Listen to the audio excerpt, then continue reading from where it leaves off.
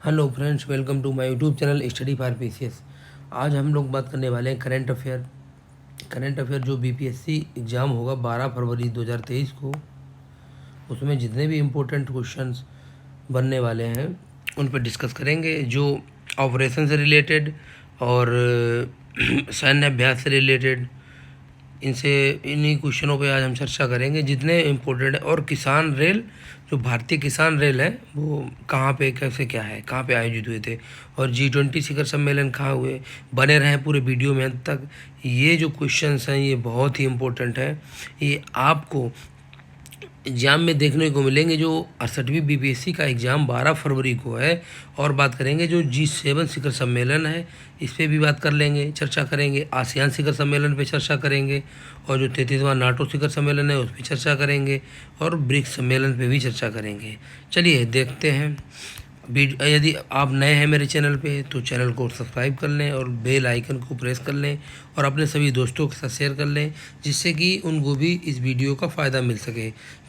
चलिए शुरू करते हैं। सामने दिए हुए हैं, अब सबसे पहले शुरू करेंगे जो ऑपरेशन है। ऑपरेशन दिए हैं, ऑपरेशन कौन कौन से, किसके, कहाँ पे हुए हैं, उन पे चर्चा करेंगे। चलिए देखते हैं। दिया है सबसे पहले ऑपरेशन, पहला ऑपरेशन चक्र, मेघ चक्र। सबसे पहले बात करते हैं ऑपरेशन मेघ चक्र। ऑपरेशन मेघ जो चक्र है वो यानी कहाँ, मतलब किसने, कहाँ, कैसे किया था, करते हैं चर्चा उस पर। सीबीआई, यानी कि किस सीबीआई ने ये लॉन्चिंग की है, ठीक है। इसका क्या उद्देश्य है? इसका उद्देश्य है बाल यौन शोषण से जुड़ी सामग्री को ऑनलाइन प्रसारित करने वालों के खिलाफ कार्रवाई करना। साथियों, इसका उद्देश्य ये है कि जो यौन शोषण जैसे कि हो जाता है, बाल यौन शोषण, जैसे डिजिटली के मतलब मीडिया के माध्यम से, जैसे गूगल के माध्यम से उस पर ये जो प्रसारित होता है, मतलब गंदा सीन इन वो नहीं, मतलब सीन प्रसारित होगा। चलिए आगे देखते हैं, आगे दूसरा देखते हैं। आगे है ऑपरेशन नारकोस। इसका उद्देश्य किसने जारी किया? ये किया है रेलवे सुरक्षा बल ने। चलिए कब किया? जून 2022 में रेलवे सुरक्षा बल द्वारा रेल के माध्यम से नशीले पदार्थों की तस्करी रोकने के लिए ऑपरेशन नारकोस चलाया गया। चलिए अगला देखते हैं। अगला तीसरा है ऑपरेशन। अगला ऑपरेशन जो है ये है ऑपरेशन मिशन अमानत। ये भी भारतीय रेलवे ने चलाया। ये है, इसका उद्देश्य क्या है? रेल यात्रियों के खोए हुए सामान को ट्रैक करने के लिए यात्रियों को वापस करना। ये यात्रियों के लिए सुविधा है। ये बहुत इंपॉर्टेंट क्वेश्चन है। चलिए अगला ऑपरेशन देखते हैं। अगला ऑपरेशन है 4 नंबर, ये ऑपरेशन सतर्क। कौन सा ऑपरेशन है? ये है ऑपरेशन सतर्क। ये किया है रेलवे सुरक्षा बल ने।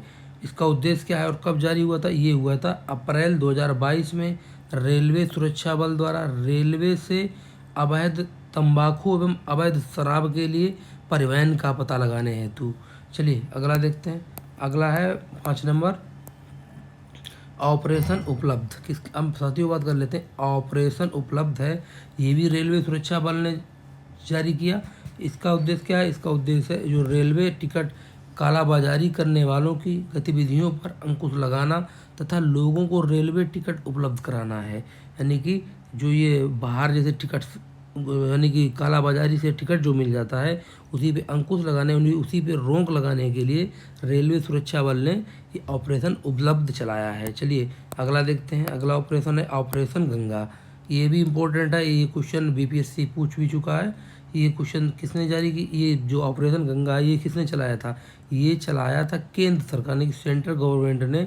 जो रूस यूक्रेन युद्ध के कारण भारत सरकार ने यूक्रेन से भारतीय नागरिकों को निकालने के लिए ऑपरेशन गंगा की शुरुआत की थी। जो यूक्रेन रसिया वार चल रहा था, उसमें जो अपने इंडिया के लोग फंसे थे उनको निकलवाने के लिए, भारत वापस आने के लिए ऑपरेशन गंगा चलाया गया था। चलिए अगला देखते हैं। अगला दिया 7 नंबर, ऑपरेशन परिवर्तन, यानी कि आंध्र प्रदेश। ये किसने चलाया? आंध्र प्रदेश पुलिस ने भांग की खेती और आपूर्ति को खत्म करने के लिए विशेष अभियान चलाया था। किसने चलाया था ऑपरेशन परिवर्तन? ये चलाया था आंध्र प्रदेश पुलिस ने। चलिए अगला देखते हैं। अगला है 8 नंबर ऑपरेशन। ये ऑपरेशन है ऑपरेशन नन्हे फरिश्ते। कौन सा है साथियों? ये है ऑपरेशन नन्हे फरिश्ते।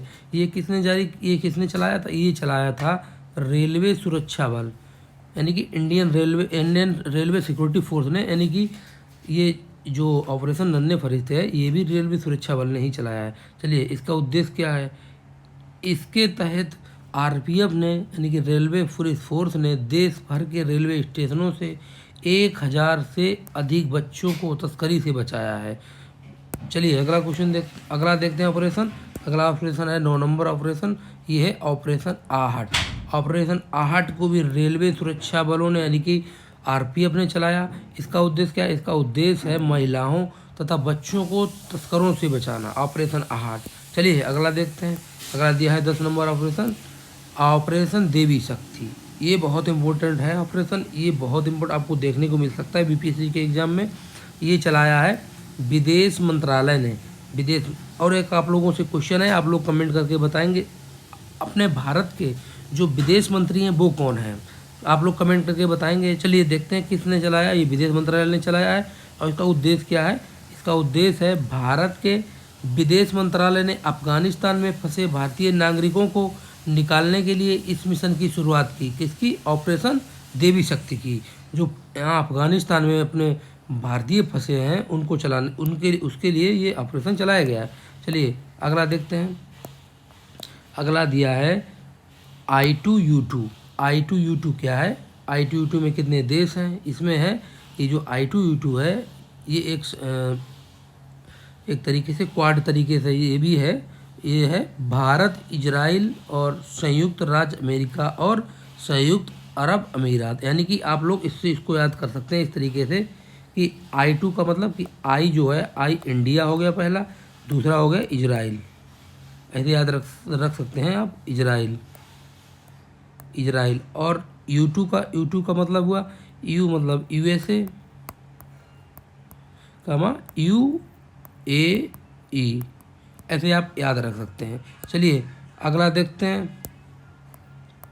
अगला दिया है भारत में किसान रेल।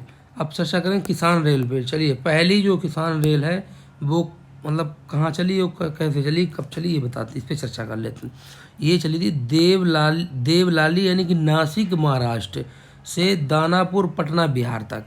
और अब बात करते हैं दूसरी जो किसान रेल है वो कहाँ चली थी? वो चली थी दक्षिण भारत की पहली। वो कहाँ चली थी? वो चली थी अनंतपुर आंध्र प्रदेश से आदर्श नगर दिल्ली तक। चलिए अगला देखते हैं। अगला दिया है तीसरी किसान रेल। ये चली थी बेंगलुरु से हजरत निजामुद्दीन दिल्ली तक।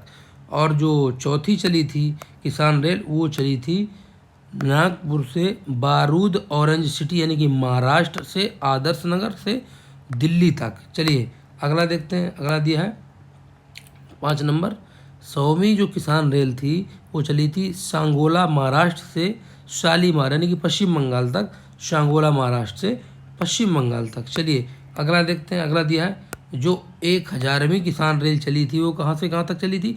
वो चली थी सावदा महाराष्ट्र से आदर्श नगर दिल्ली तक। चलिए अगला देखते हैं। अगला अब बात कर लेते हैं शिखर सम्मेलन पे। शिखर सम्मेलन कौन सा कहाँ पे हुआ था? चलिए सबसे पहले बात करेंगे जो G20 शिखर सम्मेलन है उस पर चर्चा करने जा रहे हैं हम।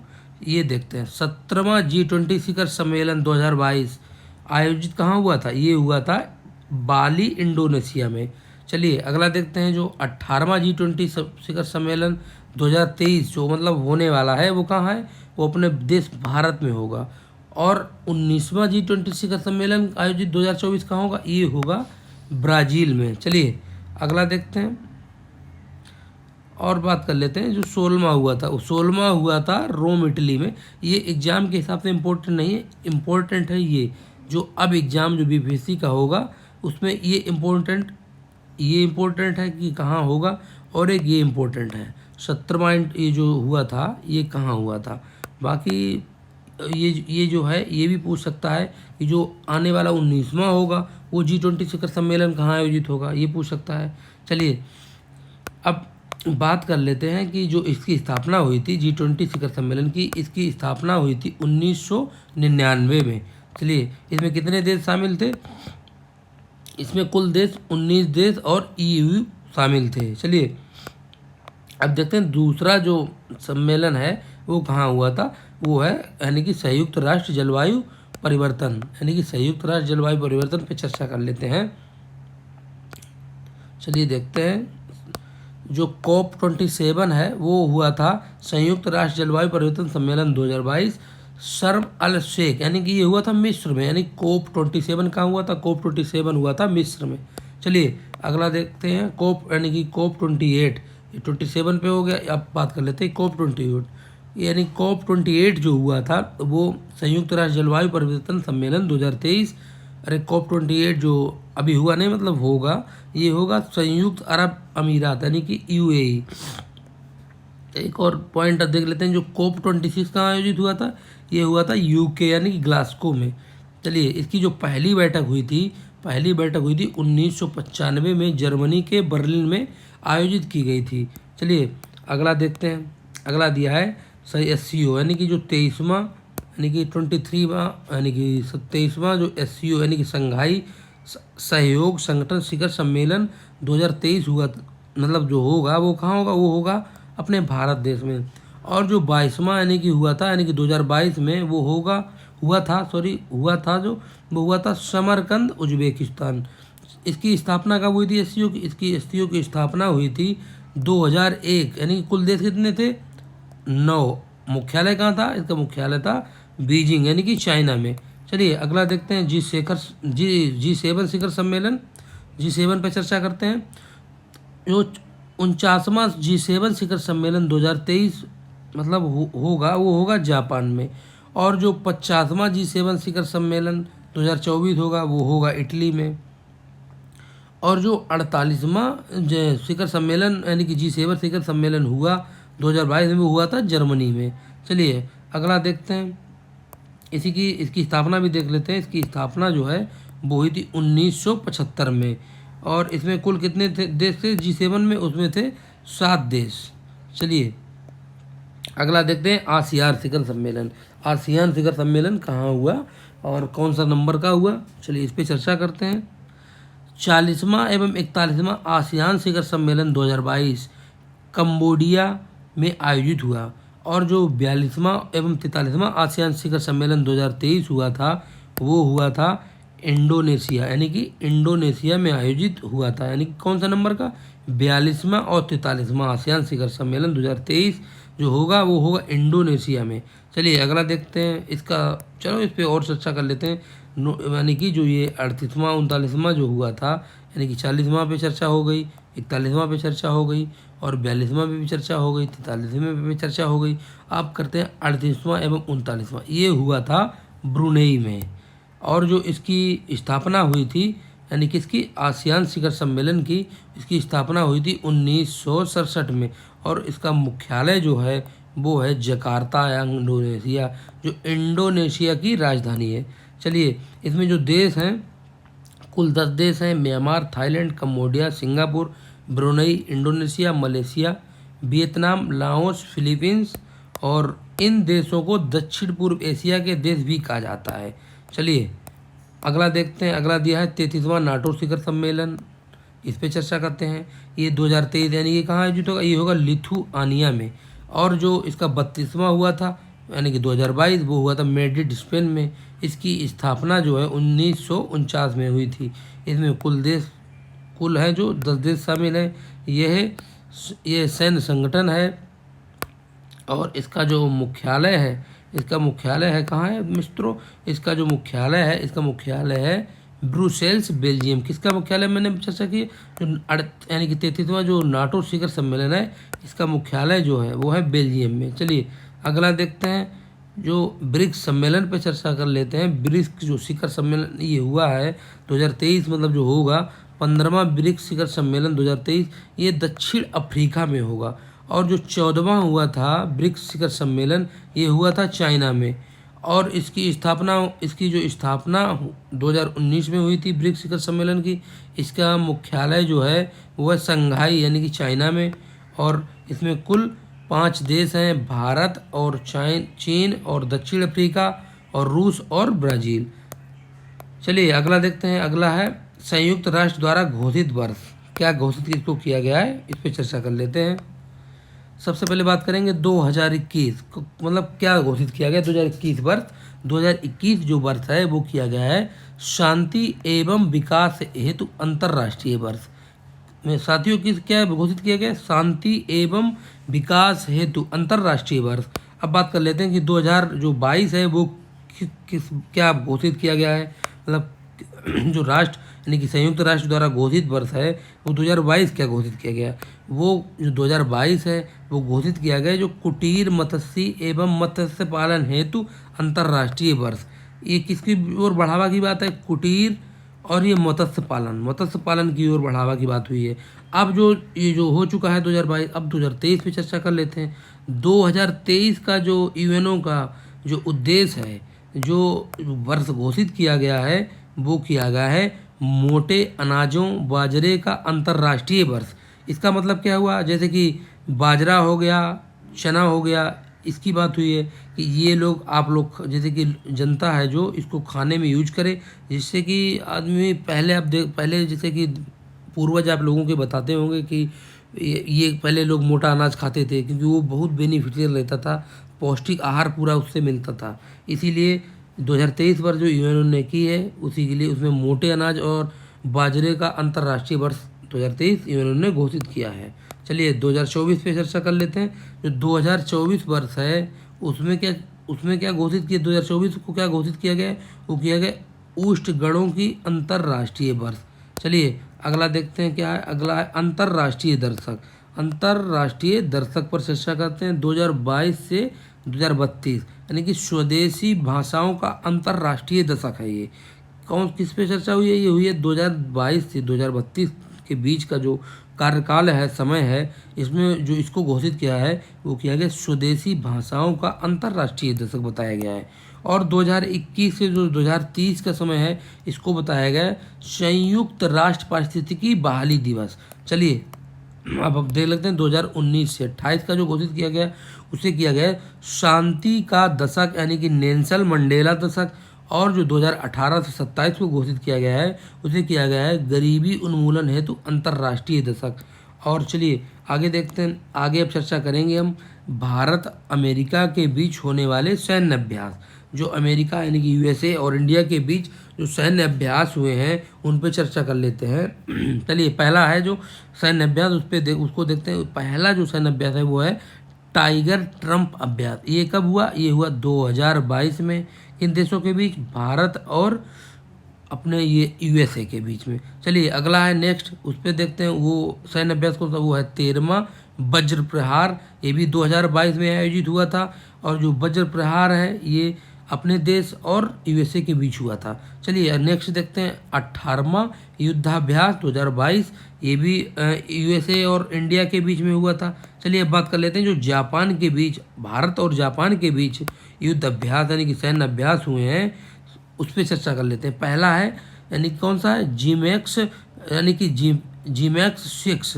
ये 2022 में हुआ था। और ये किस किस के बीच में हुआ था, जीमैक्स हुआ था भारत और जापान के बीच। अब बात करते हैं दूसरे सैन्य अभ्यास पे। दूसरा सैन्य अभ्यास है समुद्री साझेदारी अभ्यास। ये भी 2022 में आयोजित हुआ था और ये इसका नाम है समुद्री साझेदारी अभ्यास। ये भारत और जापान के बीच हुआ था। चलिए तीसरा देखते हैं। तीसरा दिया है धर्म गार्जियन सैन्य अभ्यास 2022। क्या नाम है मित्रों, इसका नाम है धर्म गार्जियन अभ्यास, सैन्य अभ्यास। ये भी हुआ था भारत और जापान के बीच। चलिए अगला देखते हैं। अगला दिया हुआ है भारत और बांग्लादेश के बीच होने वाले सैन्य अभ्यास पे चर्चा कर लेते हैं। चलिए एक संप्रीति एक्स, ये किसके बीच में हुआ था, ये हुआ था भारत और बांग्लादेश के बीच। चलिए अगला देखते हैं बोंगो सागर तटीय यानी कि बोंगो सागर जो सैन्य अभ्यास है 2022 में आयोजित हुआ था। ये किसके बीच में हुआ, ये हुआ है अपना देश भारत और बांग्लादेश के बीच में। अब बात करते हैं नेक्स्ट की। नेक्स्ट सैन्य अभ्यास है वो है कॉर्पेट 4 2022 यानी कि कॉर्पेट 4 जो है वो 2022 में आयोजित हुआ था। और ये किन किन देशों के बीच में हुआ था साथियों, ये मेरे दोस्तों ये हुआ था भारत और बांग्लादेश के बीच में। चलिए अगला देखते हैं। अगला है भारत श्रीलंका के बीच होने वाले सैन्य अभ्यास। साथियों बात करते हैं भारत और श्रीलंका के बीच जितने भी सैन्य अभ्यास हुए हैं उन पर चर्चा कर लेते हैं। सबसे पहले जो पहला है भारत और श्रीलंका के बीच में सैन्य अभ्यास जो हुआ है वो है सिलाई नेक्स्ट 9 2022। ये 2022 में आयोजित हुआ था। इसकी पूछने की संभावना बहुत है क्योंकि जो श्रीलंका है और जो भी आपने देखा होगा कि जो ये अभी बहुत पिछड़े मतलब गरीबी में बहुत ज़्यादा दिक्कत आ गई थी चाइना में 2022 में, तो ये यहाँ से क्वेश्चन बनने के चांसेस ज़्यादा हैं। चलिए आगे देखते हैं। दूसरा दिया है मित्र शक्ति। मित्र शक्ति किसके बीच में हुआ? ये भी भारत और श्रीलंका के बीच में हुआ। अब देख लेते हैं जो भारत और फ्रांस के बीच सैन्य अभ्यास हुए हैं उन पे चर्चा करते हैं। सबसे पहले है शक्ति 6। ये जो शक्ति और 6 शक्ति 6 हुआ है वो किस देशों के बीच में? वो हुआ है भारत और फ्रांस के बीच। अब बात करते हैं दूसरे सैन्य अभ्यास की। दूसरा सैन्य अभ्यास है वरुण सैन्य अभ्यास। ये भी हुआ था फ्रांस और भारत के बीच में। चलिए अगला देखते हैं। अगला दिया है भारत और रूस के साथ होने वाले सैन्य अभ्यास। यानी किसकी किसकी बात हुई है? इसमें हुई है भारत, अपना देश भारत और रसिया की। तो ये इसमें जो सैन्य अभ्यास हुए हैं वो हुआ है पहला पैसेक्स सैन्य अभ्यास। पैसेक्स सैन्य अभ्यास। चलिए अगला देखते हैं। अगला क्या है? आज के वीडियो में इतना ही। वीडियो मेरी दोस्तों अच्छी लगी हो तो लाइक कर दिया करो यार। आप लोग लाइक नहीं करते हो, ना ही शेयर करते हो। शेयर भी कर दिया करिए जिससे कि मुझे मोटिवेशन मिल सके। आप लोग ना ही अपने दोस्तों के साथ शेयर करते हैं। दोस्तों के साथ शेयर करेंगे तो अच्छे से अच्छा कंटेंट आप लोगों को अवेलेबल करवाएंगे, जिससे कि आप लोगों को एग्ज़ाम में बहुत हेल्प मिलेगी। आपका एग्ज़ाम आसानी से जो 30 से 35 करंट अफेयर का क्वेश्चन आ जाता है वो सारा क्वेश्चन आपको देखने को मिलेगा।